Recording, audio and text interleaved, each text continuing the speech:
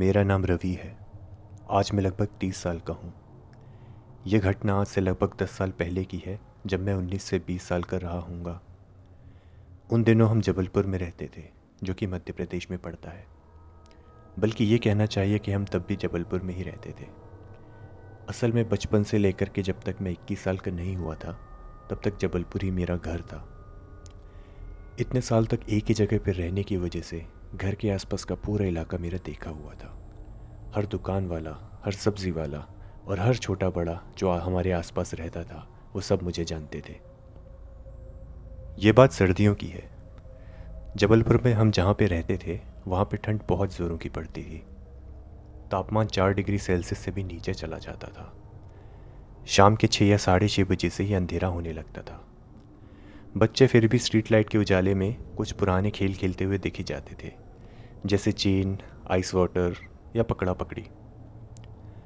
इस समय उनके पिता अपने अपने ऑफिसों से वापस लौट रहे होते थे और उनकी माएँ वो बच्चों पर नज़र रखने के साथ साथ दूसरी औरतों के साथ गप्पे लड़ा रही होती थी। ऐसे ही ठंडियों की रातों में मैं और मेरे 2 दोस्त अक्सर इंतज़ार में रहते थे। हमारा इंतज़ार रहता था 8 बजने का, क्योंकि 8 बजे तक सड़कें पूरी खाली हो जाती थी और सर्दियों का सन्नाटा रात को पसर जाता था। जो काम हम किया करते थे, उसके लिए हमें ऐसे ही माहौल की ज़रूरत रहती है। मैं और मेरे 2 दोस्त जीतू और अमित अपने अपने घरों की बालकनी में आ जाते थे। इशारों ही इशारों में आपस में सहमति करते थे और फिर घर से निकल जाते थे। ऐसे ही एक रात को हम तीनों ने इशारों इशारों में प्लान बनाया और अपने अपने घरों से निकले। घर से निकलते हुए मैंने अपनी माँ को बस इतना कहा कि माँ, मैं बाहर घूमने जा रहा हूँ, जीतू और अमित भी मेरे साथ में हैं। माँ अंदर खाना बना रही थी किचन में। उन्होंने किचन में खाना बनाते बनाते ही चिढ़ते हुए कहा कि इतनी ठंड में क्यों टहलने जाते हो तुम लोग? इतना सन्नाटा हो रहा है बाहर, इतनी रात हो रही है बाहर, और तुम लोगों को भूतों के जैसे घूमने का शौक़ है। अब इस उम्र में अपनी माँ की बात का कौन जवाब देता है, तो मैं चुपचाप बस जूते पहनते हुए निकलने लगा।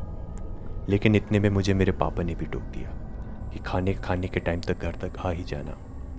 पापा की बात का जवाब तो देना ही पड़ता है, तो मैं उनको ओके पापा बोल करके जल्दी से निकल गया। उस समय तो मुझे सिर्फ शक था, लेकिन आज जब मैं 30 के पार हो चुका हूँ, तो मुझे पूरा यकीन है कि पापा को पता चल गया था कि हम क्या करने जाते हैं। वो रोकते तो नहीं थे, पर ये ध्यान में रखते थे कि हम ज़्यादा समय बाहर न बिताएं। अपने घरों से निकलकर हम अपनी कॉलोनी के गेट पर मिले। गेट पर मिलते साथ ही मैंने अपने दोनों दोस्तों से पूछा कि सारा सामान लेकर के आए हैं कि नहीं आए हैं। अगर कुछ सामान छूट गया है तो अभी बता दो, यहीं पर जो किराना वाला है उससे उधार ले लेंगे। लेकिन मेरे बाकी के दोनों दोस्तों जीतू और अमित ने कन्फर्म किया कि नहीं, सारा सामान है और सब पहले से ही चेक कर लिया है। फिर हम तीनों कॉलोनी के आगे के मैदान की तरफ चल दिए। ये मैदान हमारी कॉलोनी से लगा हुआ था। दिन के उजाले में यहाँ पर बच्चे क्रिकेट और फुटबॉल खेला करते थे। कॉलोनी की महिलाएं और बुजुर्ग सर्दी के समय यहाँ पर धूप सेकने आया करते थे। लेकिन मैदान में किसी भी तरह की लाइट की कोई सुविधा नहीं थी, इसलिए अंधेरा होते ही सब लोग मैदान को खाली कर देते थे। दूसरी बात यह थी कि इस मैदान से लगकर एक तरफ खेत थे और दूसरी तरफ कुछ हद तक जंगल भी था। दोनों तरफ से मामूली सा कटीले तारों का बाड़ा था, जो मैदान को खेत से और जंगल को मैदान से अलग किया हुआ था। बाड़े को पार करना कुछ ज़्यादा मुश्किल तो नहीं था, इसलिए कभी कभी कोई छोटा मोटा जानवर रातों को मैदान में आ जाता था। तो कुल मिलाकर के अंधेरा होने पे यह मैदान पूरा ही खाली हो जाता था। मैदान के बीच में एक पगडंडी थी, जिसके एक सिरे पर हमारी कॉलोनी और दूसरे सिरे पर एक दूसरी कॉलोनी थी। तो देखा जाए तो ये मैदान दो तरफ से कॉलोनी, एक तरफ से खेत और एक तरफ से एक जंगल को घेरे हुआ था। मैदान के लगभग बीचों बीच पहुंचने के बाद मैंने अमित से पूछा कि आज कहाँ पर डेरा जमाना है। इसका जवाब जीतू ने दिया कि चलो यहीं पर जमाते हैं आज महफिल, जगह ठीक ही लग रही है। फिर पगडंडी से थोड़ा हट करके हमने अपने साथ का सामान ज़मीन पर रख दिया। अमित ने लकड़ियाँ निकाल कर उनमें आग लगा दी और जीतू अपना बैग खोल करके उसमें से सामान निकालने लगा। अब उन सामानों में चिप्स के पैकेट, नमकीन, 3 गिलास, पानी की एक बोतल और एक बोतल रम था। जी हाँ, अब तक आप लोगों ने अनुमान लगा ही लिया होगा। हम तीनों नए नए जवान हुए थे तो शराब पीने का बड़ा शौक़ था हमें। जीतू के पापा आर्मी में भी थे, तो शराब की बोतल उसे आसानी से घर से ही मिल जाती थी। रोज़ तो नहीं पीते थे, लेकिन लगभग 10 दिनों में हमारी ऐसी मीटिंग और महफिल जम ही जाती थी। ऊपर से कड़कड़ाती ठंडी में अगर बाहर आग जलाकर रम पिएं तो मज़ा कुछ और ही आता है। हम आपस में एक दूसरे को रोक ही नहीं पाते थे। पूरी व्यवस्था जमाने के बाद हम तीनों अपना एक एक क्लास बना करके आपस में कॉलेज की बातें करने लगे। हम तीनों ही अलग अलग कॉलेज से थे, तो बताने के लिए हमारे पास बहुत सारे किस्से थे। अभी हमारा दूसरा क्लास चल रहा था कि हमने देखा हमारी कॉलोनी की तरफ से हमारी तरफ एक टॉर्च की रोशनी आ रही थी। साथ में कुछ ऐसी आवाज़ भी आ रही थी जैसे कोई भारी सामान लुढ़का के ला रहा हो। हालांकि वो आवाज़ काफ़ी दूर से आ रही थी, लेकिन फिर भी रात के सन्नाटे में दूर की आवाज़ भी काफ़ी समझ में आ ही जा रही थी। पता नहीं कौन होगा, कहीं कोई पहचान वाला ना हो। हम तीनों डर गए, पर हम तीनों ऐसी स्थिति के लिए भी तैयार रहते थे। हम तीनों सर्दियों के फैशन का बड़ा अच्छा इस्तेमाल करते थे और अपने पास एक्स्ट्रा जैकेट, एक्स्ट्रा स्वेटर, गमछे और मंकी कैप ये सब हमेशा रखते थे। जैसे ही कोई हमें आसपास आता दिखता था, हम तुरंत अपना हुलिया चेंज कर लेते थे और अपना चेहरा छुपा लेते थे। और उसके बाद हम ऐसा बिहेव करते थे जैसे हम तो बाहर के कहीं रहने वाले हैं और यहाँ पर सिर्फ शराब पीने आए हैं। तो इस बार भी हमने ऐसे ही किया। हम अपना हुलिया बदल करके चुपचाप से बैठ करके पीने लगे। वो टॉर्च की रोशनी हमारे पास आती गई। थोड़ा और पास होने की वजह से अब एक धुंधला सा साया भी दिख रहा था। थोड़ा और पास आने पर समझ में आया कि जो लुढ़कने की आवाज़ आ रही थी वो एक ठेले की थी। ये शख्स टॉर्च को ठेले में रखकर ठेलों को लुढ़काता हुआ पगडंडी पर चल रहा था।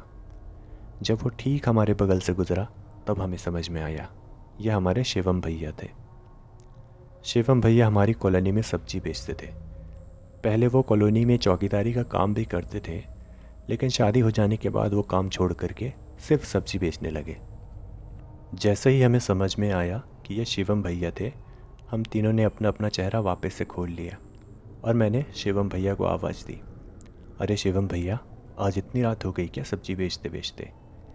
शिवम भैया एकदम से चौंक गए और फिर हमारी तरफ देखा, फिर पहचानते हुए बोले, अरे तुम लोग हो, तो यहाँ महफिल जमा रखी है आज।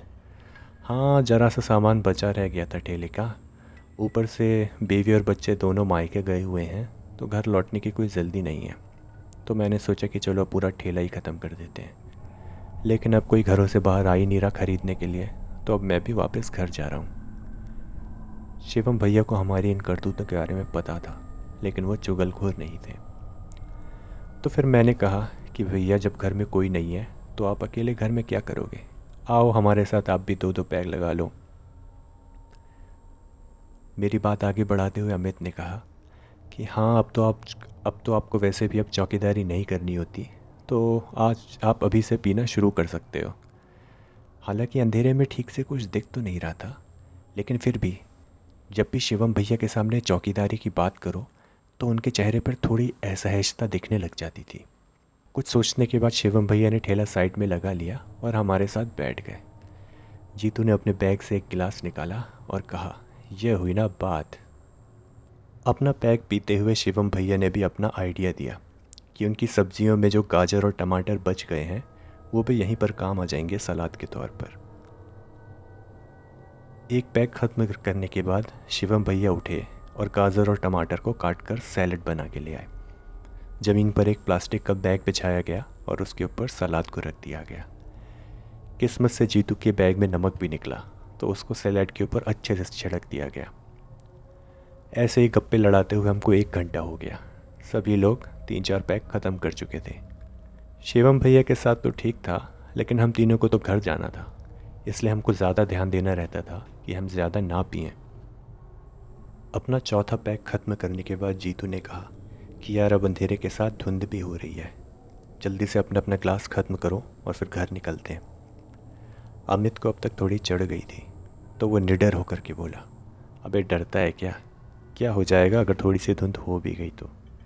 उसकी आवाज़ और हरकतों से साफ पता चल रहा था कि यह उससे ज़्यादा शराब भूल रही थी। उसकी यह हालत देख करके मैंने कहा कि यार, इसने ज़्यादा पी ली है, साला ये घर में फंसवाएगा आज, तो जब तक इसकी उतरती नहीं तब तक यहीं रुकते हैं, लेकिन अब इसको और मत देना, सिर्फ और सिर्फ पानी देना।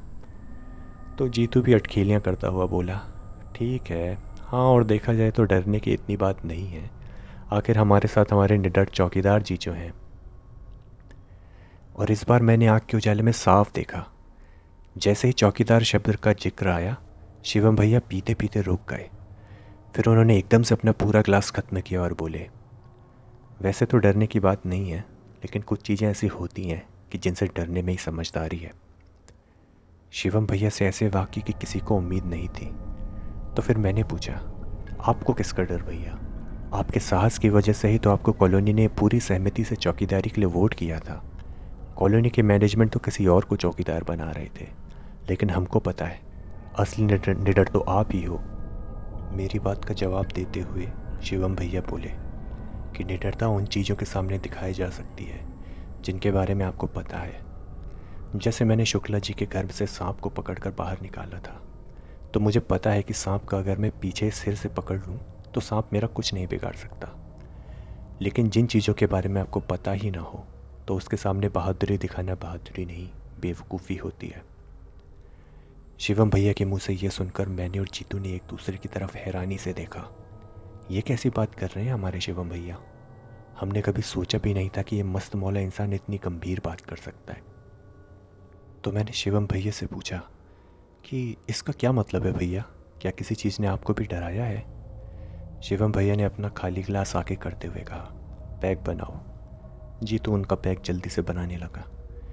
मैंने देखा कि जीतू ने इस बार थोड़ा ज़्यादा कड़क पैक बनाया। शायद वो भी सुनना चाहता था कि शिवम भैया क्या कहने वाले हैं। 2-3 घूंट पीने के बाद शिवम भैया बोले, क्या तुमको पता है मैंने चौकीदारी क्यों छोड़ी थी? तो हमने कहा, हाँ भैया, आपने बताया था, आपकी शादी होने वाली थी और आप तो 5 साल के लिए गांव ही चले गए थे, जाने से पहले ही चौकीदारी छोड़ दी थी।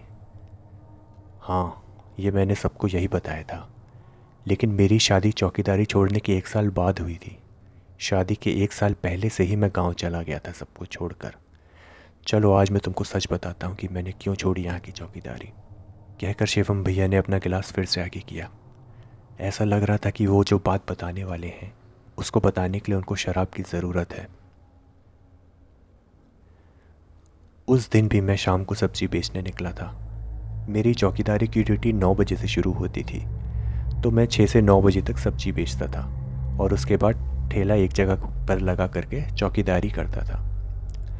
मैं कोई पूरी रात गश्त नहीं लगाता था, ऐसा समझ लो कि हर 2 या ढाई घंटे में कॉलोनी का चक्कर लगाता था, साथ में सीटी बजाते हुए लाठी को ज़मीन पर ज़ोर ज़ोर से मारता। गश्त पूरी होने के बाद मैं वापस अपने ठेले पे आ जाता था और रेडियो पर गाने सुनता। शायद वो मेरी उस रात की तीसरी गश्त होगी। रात के लगभग 2:30 या पौने 3 बज रहे होंगे। पूरी कॉलोनी की गश्त ख़त्म करने के बाद मैं ठेले की तरफ वापस जा रहा था। किस्मत से, या फिर कहना चाहिए बदकिस्मती से, मैंने कॉलोनी की आखिरी बिल्डिंग के पीछे भी चेक करने का सोचा। तुमको तो पता है, आखिरी बिल्डिंग के पीछे से खेत लगे हुए हैं, तो कभी कभी जानवर और चोर उस जगह से कॉलोनी में घुस सकते थे। बिल्डिंग के पीछे कुछ भी नहीं था, लेकिन बिल्डिंग और जो तारों का बाड़ा था जिससे खेत अलग था, तो उसके पार खेत साफ दिख रहा था। बल्कि उस समय तो फसल भी काटी जा चुकी थी उस खेत की। तो खेत एक बहुत बड़े मैदान जैसा ही था और दूर दूर तक देखा जा सकता था। और इसी वजह से मैंने खेत में कुछ देखा। खेत के एक कोने में, जो हमारी कॉलोनी के पास में ही था, जैसे कुछ बत्ती सी जल रही थी। पहले तो मुझे लगा शायद मचान होगा और उसका लालटेन है, पर फिर मुझे ध्यान आया मचान का लालटेन होता तो बत्ती ज़मीन से ऊपर जलती है, लटकी हुई। ये बत्ती तो ऐसा लग रहा है जैसे ज़मीन पर रखी हो। ऊपर से फसल तो काटी जा चुकी है, तो फिर कोई मचान में क्यों रुकेगा और मचान में बत्ती क्यों जलाएगा? मुझे मन ही मन लगा कि ये कोई चोरों की टोली तो नहीं, शायद वो वहाँ पर बैठकर कुछ चोरी का प्लान बना रहे हो। अच्छा होगा कि चलकर देख ही लेते हैं आखिर है क्या वहाँ पर। तो मैंने खेत के तारों का बाड़ा पार किया और चल दिया उस जलती हुई बत्ती की तरफ, अपनी लाठी और टॉर्च को लेकर के। हम सब शिवम भैया की तरफ देख रहे थे। उनके चेहरे को देखकर ऐसा लग रहा था कि कई सालों से राज अपने अंदर दबाए हुए हैं और आज जाकर के वो बाहर आ रहा है। उन्होंने फिर से अपना गिलास आगे किया। जीतू ने जल्दी से उनका पैक फिर से बनाया। शिवम भैया ने बोलना जारी रखा। मुझे लगभग 15 मिनट लगे होंगे खेत की उबड़ खाबड़ ज़मीन पर चुपके से चलते हुए उस बत्ती के पास पहुंचने में। मैं नहीं चाहता था कि वहाँ पर जो भी है वो भाग जाए, इसलिए चुपके से जा रहा था। पास पहुँच कर के मैंने एक हाहाकारी नज़ारा देखा। वो जो बत्ती जल रही थी वो असल में 3 दिए थे। उन दियों के सामने एक औरत बैठी थी जिसकी पीठ मेरी तरफ थी। उसके बाल पूरे खुले हुए थे और पूरे काले रंग के कपड़े थे। हवा ऐसे चल तो नहीं रही थी, लेकिन फिर भी उसके बाल उड़ते हुए से लग रहे थे। थोड़ा और नज़दीक जाने पर मैंने ध्यान दिया कि वो जैसे कुछ मंत्र पढ़ रही थी, लेकिन समझ में कुछ नहीं आ रहा था कि वो क्या मंत्र पढ़ रही है। पर उसकी आवाज़ से ऐसा लग रहा था कि कोई ऐसे मंत्र पढ़ रहा है कि पूरा मुंह खुला हुआ है। मतलब ऐसे समझो कि तुम मंत्र पढ़ रहे हो, लेकिन तुम्हारे ऊपर और नीचे दोनों जगह के होंठ और दोनों जगह के दांत आपस में छू ना रहे हों। पता नहीं क्यों, लेकिन मेरे मन में ये जानने की इच्छा हुई कि ये है क्या। टॉर्च की रोशनी उसी औरत पर रख करके मैं दबे पैर उस औरत के सामने गया, और जो नज़ारा मैंने देखा उसको देख करके मेरे पूरे बदन में एक ठंडी बिजली चमकी और मेरा रोम रोम हाहाकार करने लगा। मैंने देखा वो औरत वो आंखें बंद करके मंत्र पढ़ रही थी। उसके सामने एक कटोरा रखा हुआ था और उस कटोरे में खून भरा हुआ था। और सबसे डरावनी चीज़, वो औरत पालथे मारी हुई थी। वो कटोरा उसके सामने ज़मीन पर रखा हुआ था और उस औरत की उसकी जीभ इतनी लंबी थी कि उसके मुंह से निकल करके उस कटोरे के अंदर खून को पी रही थी। और वो 3 दिए, वो तो जैसे त्रिकोण ट्रायंगल के आकार में रखे हुए थे। उनके बीचों बीच एक मरा हुआ बच्चा पड़ा हुआ था, शायद वो 5 साल का हो। औरत ऐसी हालत में मंत्र पढ़ रही थी, और फिर मुझे समझ में आया कि उसकी आवाज़ ऐसे क्यों आ रही थी, क्योंकि उसने जीभ बाहर निकाली हुई थी तो वो मुंह बंद नहीं कर सकती थी। और लगभग 15 सेकंड लगे मुझे ये समझने में कि ये कोई सामान्य औरत नहीं है, ये एक डायन है। ये भयानक नज़ारा देखकर मेरे मुंह से एक हल्की सी आवाज़ निकल गई, और इतनी आवाज़ काफ़ी थी उस डायन की साधना भंग करने के लिए। वो गुस्से में उठी और देखते ही देखते उसकी पूरी जीभ अंदर हो गई। उसके बाल अभी भी हवा में उड़ रहे थे। वो मेरे पास नहीं आई, लेकिन डर के मारे मुझसे भागा भी नहीं जा रहा था। फिर उस डायन ने मेरा नाम लेकर मुझसे डरावनी सी आवाज़ में कहा, शिवम, मैं नहीं चाहती थी कि कोई मुझे इस रूप में देखे या मेरी असलियत सामने आए। तुझे एक मौका देती हूँ, अगर अपनी जान बचानी है तो भाग जा यहाँ से। कभी दोबारा दिखना भी मत मुझे, और अगर किसी को बताया तो तेरा भी यही हाल करना होगा जो इस बच्चे का किया है। खुद ही सोच, अगर मैं इसके साथ ये कर सकती हूँ तो तेरे साथ क्या क्या नहीं करूँगी। कहकर वो डायन उस मरे हुए बच्चे की तरफ इशारा करने लगी। उसका यह कहना सुनकर मैं थोड़ा होश में आया। हिम्मत करके मैं वहाँ से भागा। थोड़ी दूर जाने पर मैंने पलट कर देखा कि कहीं वो मेरे पीछे तो नहीं आ रही, लेकिन वो डायन वापस बैठ चुकी थी। वो मंत्र वापस से शुरू हो चुके थे, यानी वो फिर से अपनी जीभ कटोरे में डुबाकर मंत्र पढ़ने लग गई थी। मैं सीधा भागता हुआ अपने ठेले के पास पहुंच गया। आधे घंटे में मेरी ड्यूटी वैसे भी ख़त्म होने वाली थी, पर मैंने उतना इंतज़ार करना भी ज़रूरी नहीं समझा। अपना ठेला लेकर के सीधा मैं दौड़ता हुआ घर पर पहुंच गया। अगले दिन सुबह सुबह ही मैंने कॉलोनी के मैनेजर को बता दिया कि अब से मैं चौकीदारी नहीं कर सकता। उन्होंने कारण जानने की काफ़ी कोशिशें की, लेकिन मैं शादी का बहाना बनाकर उसी दोपहर को गांव आ गया। शिवम भैया के मुंह से ये कहानी सुनकर हम तीनों ही दोस्त हक्के बक्के थे। हम तीनों ने जितनी भी शराब पी थी सारी की सारी उतर चुकी थी। लगभग 2 मिनट का सन्नाटा रहा होगा। उसके बीच में सिर्फ शिवम भैया के दारू के घूंट पीने की आवाज़ें आ रही थी। फिर इस चुप्पी को तोड़ते हुए जीतू ने कहा, लेकिन भैया, जब आपने चौकीदारी छोड़ ही दी थी तो फिर आपको गांव भागने की क्या ज़रूरत थी? कौन सा आप दोबारा उस डायन के सामने आ जाते? ये सवाल सुनकर शिवम भैया मुस्कुराने लगे, जैसे उनको इस सवाल की उम्मीद थी, लेकिन साथ ही साथ वो आशा कर रहे थे कि यह सवाल ना पूछा जाए। तो फिर शिवम भैया ने इसका जवाब दिया, मैंने बताया था ना कि उस डायन ने मुझे मेरा नाम लेकर के चेतावनी दी थी। पता है ऐसा क्यों? क्योंकि वो औरत मुझे अच्छे से जानती थी, बल्कि मैं भी उनको अच्छे से जानता था। असल में कहना तो ये चाहिए कि पूरी कॉलोनी वाले ही उनको अच्छे से जानते थे। तुम जानते थे, तुम्हारे दोस्त जानते थे। सच्चाई ये है कि तुम्हारे ही बीच एक डायन सालों से एक शादीशुदा महिला बनकर रह रही थी। ये सच सिर्फ मुझे मालूम पड़ा, और ये सच्चाई जानने के बाद मैं कभी भी उसके सामने नहीं आ सकता था। इसीलिए मैं गांव चला गया। ये बात जानने के बाद हम तीनों को शायद हमारे जीवन का अब तक का सबसे बड़ा झटका लगा। एक डायन हमारे ही बीच रह रही थी। ये सोचकर ही बदन में झुरझुरी सी आने लगी। हिम्मत करके मैंने आगे पूछा, तो भैया थी कौन वो? एक ठंडी सांस भरकर शिवम भैया ने कहा, रात काफ़ी हो चुकी है, अब अमित की उतर भी गई है, तो अभी घर जाओ और इस बारे में ज़्यादा मत सोचना। कल शाम को अगर मिलेंगे तो बाकी बातें करते हैं। कहकर शिवम भैया उठे और ठेला घसीटकर अपने घर की तरफ चले गए।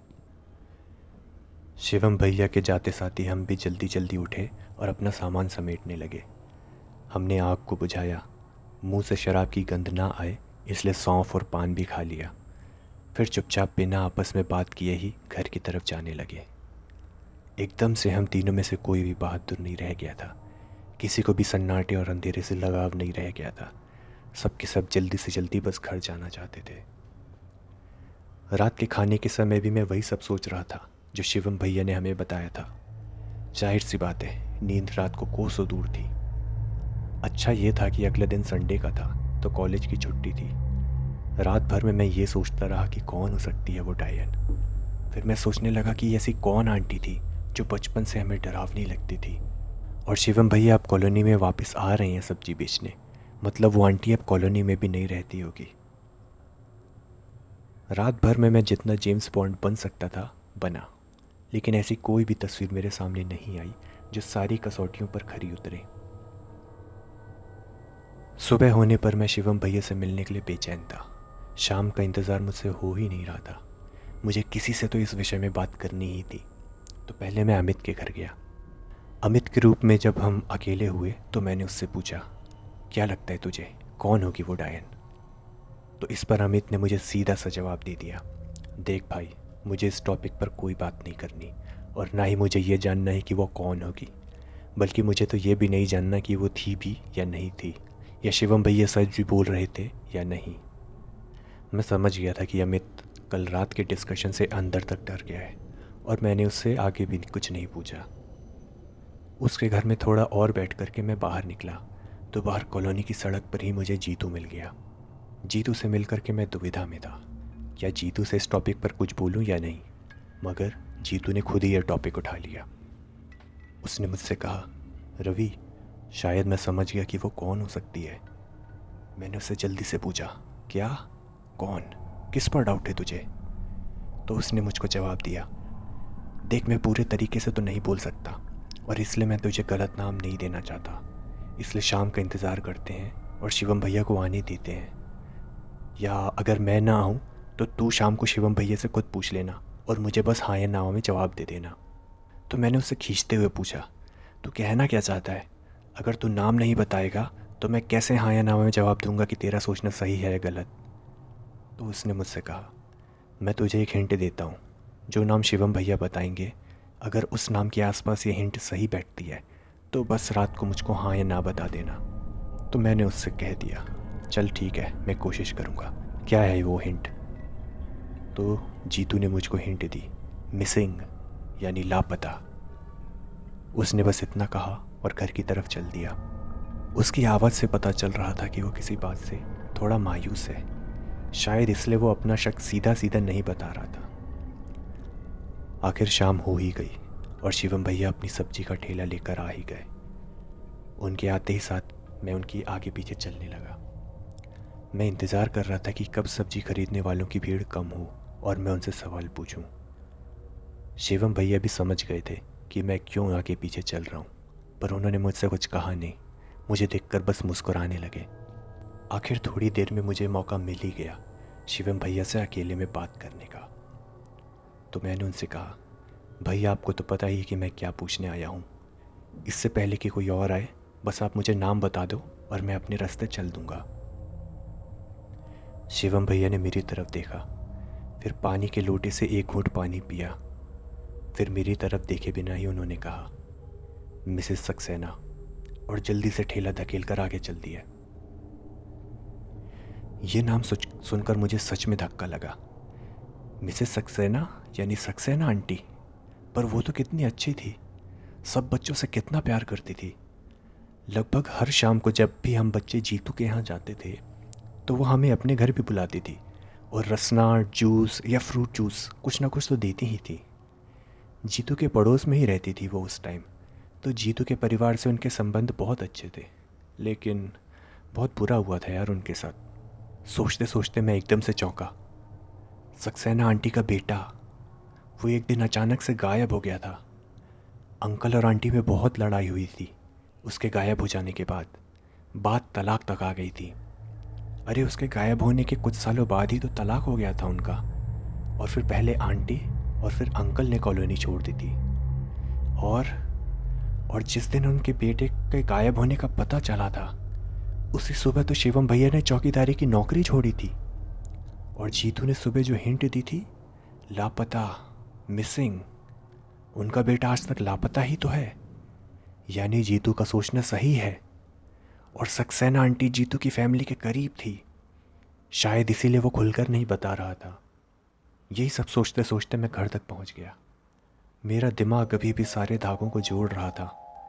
अचानक से वो आखिरी भाग, जो कि सच में मिसिंग था, वो भी मिल गया और वो भी जुड़ गया।